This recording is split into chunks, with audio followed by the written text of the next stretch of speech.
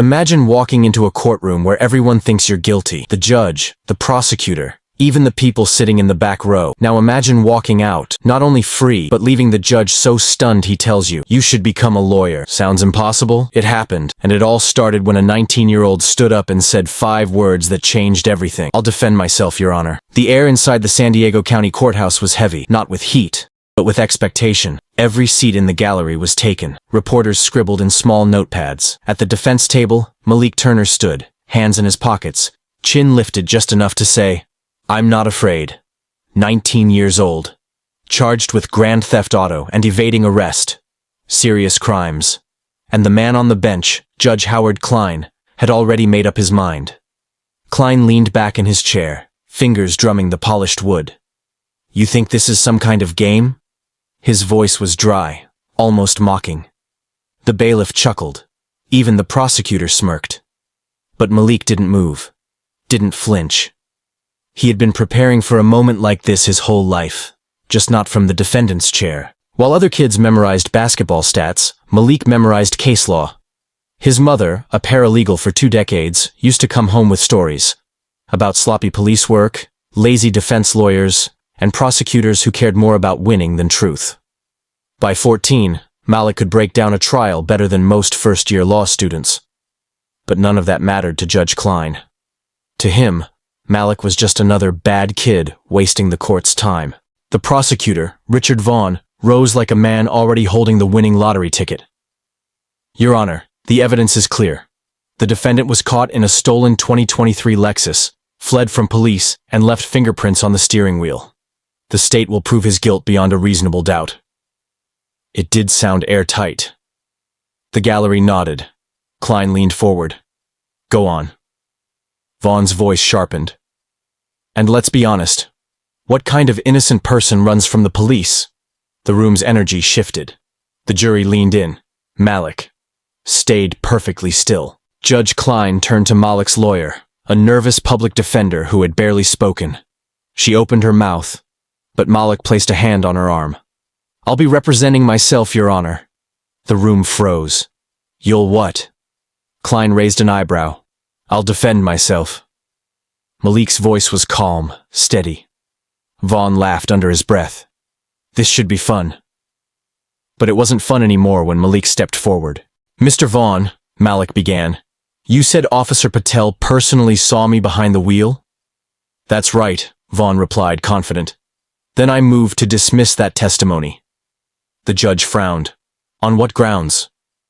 "Because Officer Patel wasn't even on duty when the chase began. If the court allows, I'd like to request his GPS logs for that night. If his report is true, the logs will prove it. And if they don't..." Malik let the sentence hang. The gallery erupted in murmurs. Vaughn hesitated. Too long. The jury noticed. Judge Klein noticed. Vaughn tried to recover. "Regardless, the defendant's fingerprints were on the steering wheel." Malik nodded. "Let's think logically. If you try on a jacket in a store and put it back, and hours later someone steals it, should your fingerprints make you the thief?" Some jurors glanced at each other. "Yes, I touched the car. Hours before it was stolen. It was unlocked, parked outside a convenience store. Dumb curiosity. But touching something doesn't make you a criminal." Malik turned to the judge. "Was the forensic specialist subpoenaed?" Klein looked at Vaughn. "No." Malik nodded slowly. "So I can't even question the person who processed the so-called key evidence." "Interesting." Then he reached into his folder. "Your Honor, I have a statement from the vehicle's owner, Mr. Leonard Price, that the prosecution failed to include." He read, "I left my car running at a gas station. A young man jumped in and drove away. He was white, not the man police arrested." The gallery gasped. Malik let the silence stretch. "I don't even match the description. I wasn't in the car when police found it. I was walking home with friends. This isn't about evidence. It's about assumptions." Judge Klein sat back. He had seen thousands of cases, but this one was slipping away fast. "Prosecution?" Vaughn's face was red. "No further questions, Your Honor." Klein looked at Malik, then at the jury. Finally, the gavel came down. "Case dismissed." Half the courtroom gasped. The other half whispered furiously. Malik stood still, letting the moment sink in. Outside, the courthouse steps swarmed with cameras.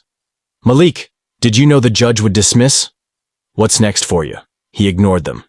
His mother, Sandra, was waiting at the bottom. She hugged him tight. You scared me half to death. Had to take the risk, Ma. Across the street, Judge Klein stood beside his car, watching. When their eyes met, Klein called out, Turner, you should think about law school. Malik just smirked. He didn't need to think about it. He already knew. Some people leave courtrooms defeated. Malik left with a mission. Because for every case like his, there are hundreds where the defendant doesn't know how to fight back. The justice system isn't broken because of the laws. It's broken because of the people running it. And people can change. But only if we make them. Next time, Malik thought, I won't be the one in the defendant's seat. I'll be the one standing for someone else. If Malik's story made you think, share it. Because the next time it might not be him, it could be you or someone you love. And if you want more stories that matter, hit that subscribe button. Let's keep the conversation going.